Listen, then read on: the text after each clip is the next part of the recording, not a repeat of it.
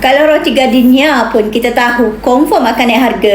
Ini kan pula emas. Pada tahun 2001, harga roti gardenia yang besar baru berharga RM1.90. Pada tahun 2022, dah jadi RM3.55. Pada tahun 2025 sekarang dah harga RM4.30. Bukan roti je, semua barang lain pun akan naik harga.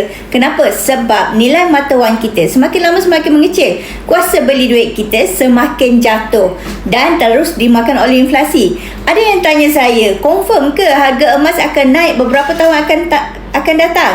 Jawapan saya mudah saja. Kalau roti gardenia pun kita tahu confirm naik, emas apatah lagi, sebab puncanya sama. Nilai mata wang jatuh, dimakan oleh inflasi. Bezanya, roti ada tarikh luput.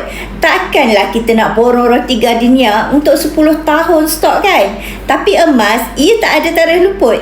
Lagi lama kita simpan, lagi tinggi nilainya. Fikir-fikirkanlah, kalau nak selamatkan nilai duit kita dan preserve kuasa beli kita untuk jangka masa yang panjang, emaslah jawapannya. Nak mula menabur emas dengan betul, dah bermula dengan RM100 pun dah cukup, tak perlu berjuta-juta ringgit.